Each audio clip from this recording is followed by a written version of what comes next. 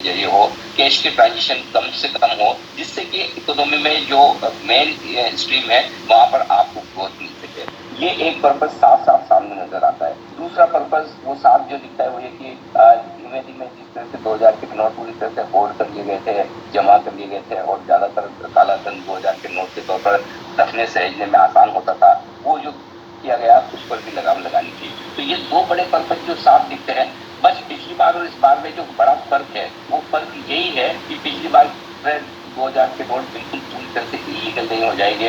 आपने अगर उसे रखा है तो वो कागज के टुकड़े नहीं रह जाएंगे। इस बार आपको जितना चाहे जब चाहे बैंक में जमा करवाने की छूट है, तो वो आप अनलिमिटेड जमा करवा सकते हैं। लेकिन अगर आप एक्सचेंज के तौर पर लेना चाहें तो 20,000 रुपए का आपको किसी भी एक वक्त में एक्सचेंज मिलेगा। तो मेरा ये समझना है दो पर्पज साफ दिखते हैं। अब इसके अलावा राजनीतिक आपके विश्लेषक तो बहुत सारे हम पहलू पे हैं, वो ये भी मान सकते हैं कि चुनाव के पहले इस तरह का करना कराना हो सकता है। लेकिन अगर कोई ये कहता है कि चुनाव के पहले इस तरह का एक्शन लिया गया जिससे कि नोट बंद हो जाए, तो जाहिर सी बात है फिर आप कहीं कहीं ये भी मान रहे हैं कि काफी हद तक काला धन राजनीतिक पार्टियों के पास है, जिनके पास ये 2000 के नोट हैं। तो आई थिंक हमें इस तरीके से इसे देखना है कि भाई समय समय पर ये क्लीनअप वाला काम होता रहेगा। और ये क्लीनअप वाला काम इसलिए होगा जिससे कि सिस्टम में ब्लैक मनी कम से कम हो और जितनी ज्यादा इकोनॉमी आपकी डिजिटल करेंसी पर डिजिटल प्लेटफॉर्म पे आ जाए, उससे आपको ग्रोथ आती दिखेगी। दीपक जी एक छोटा सा एग्जाम्पल देना चाहता हूँ।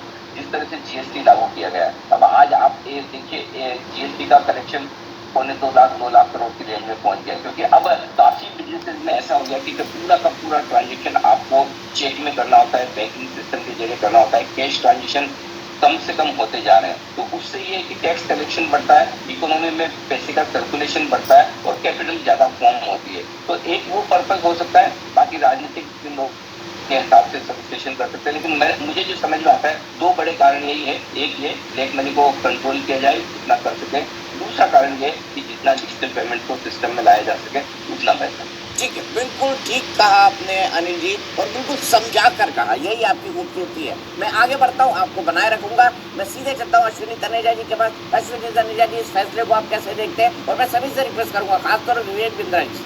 विवेक बिंद्रा जी, आप जिस तरह से समझाते हैं ना, बड़ा शानदार है और मुझे आपसे सवाल पूछने में मजा आता है। हालांकि आप मुझसे सवाल पूछ रहे थे, मैंने जवाब दे दिया, आपने मेरे सवाल का भी जवाब दे दिया, इसके लिए थैंक यू। शायद मेरे पास वो जवाब नहीं होता। अश्विनी तनेजा जी बताइए, आप कैसे देखते हैं इस पूरे निर्णय को?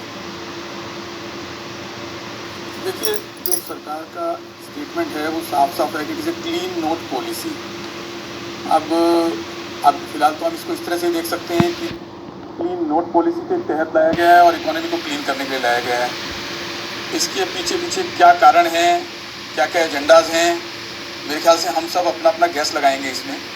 लेकिन जो दिख रहा है साफ साफ वो ये दिख रहा है कि जो काउंटर फिटिंग हो रही है या जो टेरर फंडिंग हो रही है उसको रोकने के लिए, काले धन को रोकने के लिए, इन सब चीज़ों को रोकने के लिए ये लाया गया है।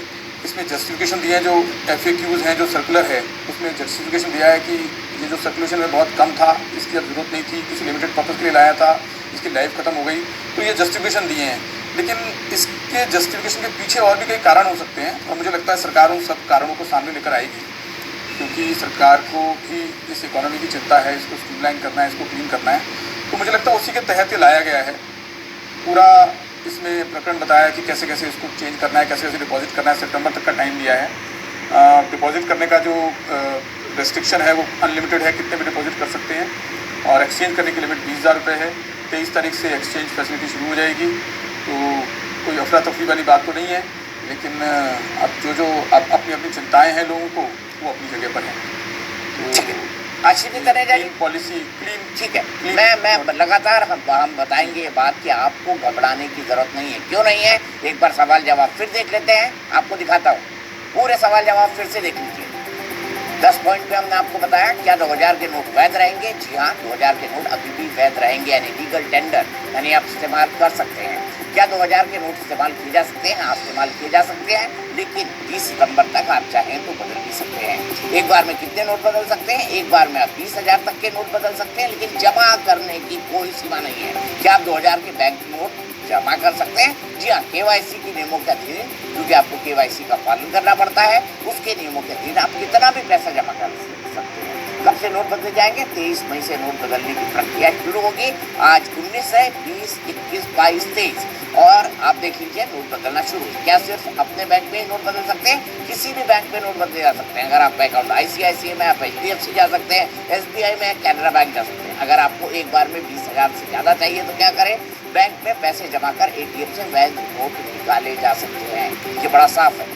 बैंक में पैसे जमा कर नोट बदलने के लिए क्या कुछ शुल्क लगेगा? नहीं, ये प्रक्रिया निःशुल्क होगी।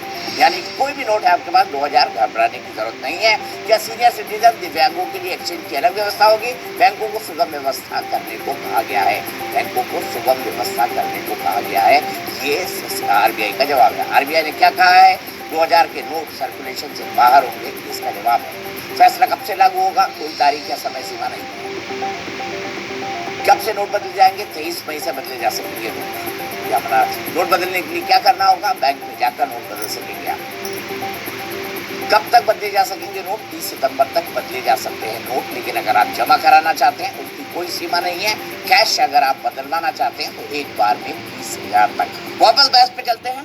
हमने सबको सुन लिया, श्री तनेजा जी को सुन लिया, अनिल जी को सुन लिया, विवेक बिंद्रा जी को सुन लिया। बहस पर वापस जाता हूँ, सीधे अभय दुबे जी के पास आता हूँ। अभय दुबे जी, आपने ये तीनों तर्क सुन लिए। पहला, ब्लैक मनी को कम करना। दूसरा, डिजिटल करेंसी को बढ़ाना। अब मुझे आप बताइए, अभी भी आपको क्या आपत्ति है, और आपत्ति है तो क्या है?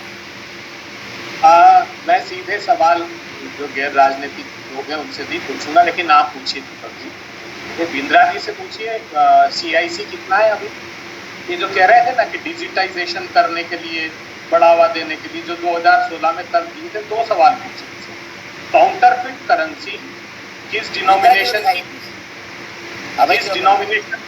किस डिनोमिनेशन की कितनी है, और CIC कितनी है? क्योंकि इन्होंने इन्हीं दोनों तर्कों के आधार पर इस बात को जस्टिफाई करने की कोशिश की है। मैं जानूं तो सही, बड़े अर्थशास्त्री हैं, कितना अर्थशास्त्र का ज्ञान है। ठीक है, बताइए विवेक बिंद्रा जी। वैसे CIC क्या होता है भाई, मुझे समझा दीजिए, मुझे नहीं पता।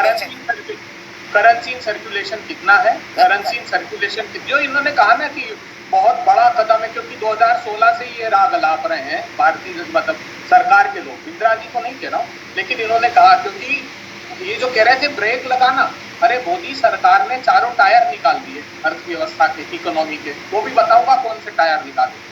और कह रहे हैं कि दौड़ाइए साहब और स्पीड ब्रेकर जरूरी है।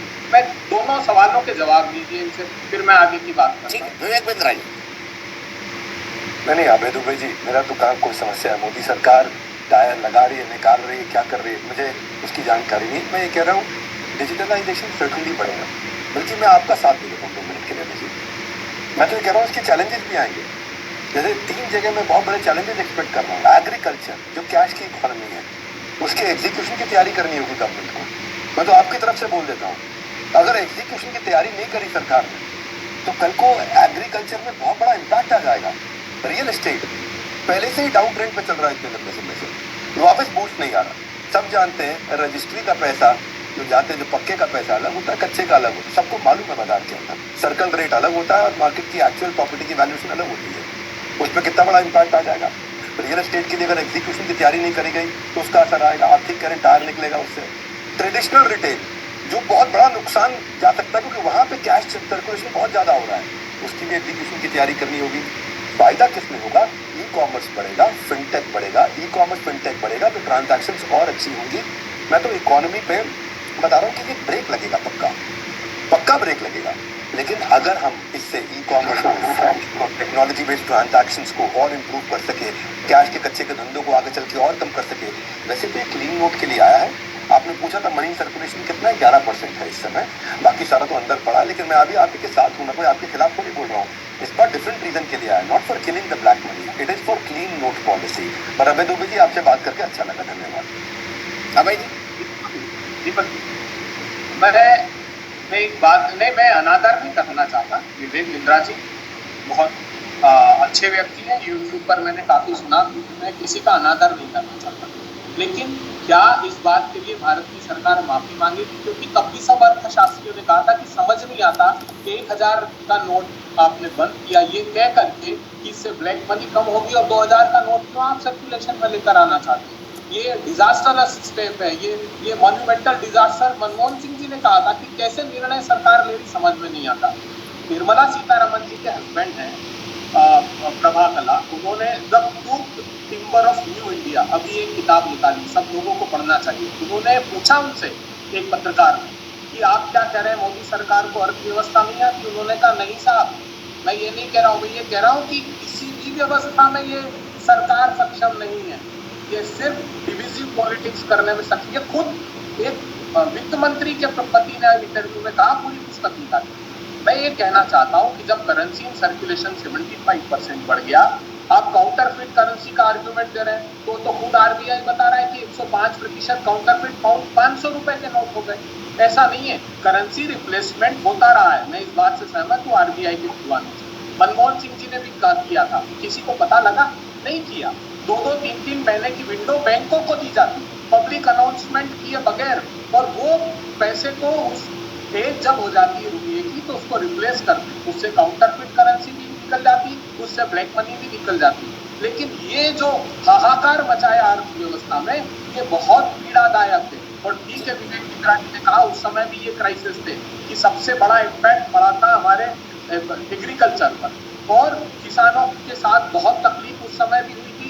लोग अस्पतालों मैं 1 मिनट के लिए अभय जी, आप अपनी बात होल्ड योर थॉट्स, क्योंकि एक बड़ी खबर आ रही है। बड़ी खबर क्या है? फाइनेंस सेक्रेटरी ने साफ साफ कहा है ये नोटबंदी नहीं है। फाइनेंस सेक्रेटरी का बयान है ये नोटबंदी नहीं है। फाइनेंस सेक्रेटरी ने कहा है, स्पेसिफिक शब्द उन्होंने इस्तेमाल किया, ये नोटबंदी नहीं है। ये सिर्फ 2000 के नोट्स का डिनोमिनेशन कैसे हो, विड्रॉल फ्रॉम सर्कुलेशन है, इसके लिए किसी को तकलीफ नहीं होगी। 2000 का नोट वैध रहेगा, लीगल टेंडर बना रहेगा। फाइनेंस सेक्रेटरी ने क्या कहा, आइए सुन लेते हैं। It is no longer necessary. So it has served its need.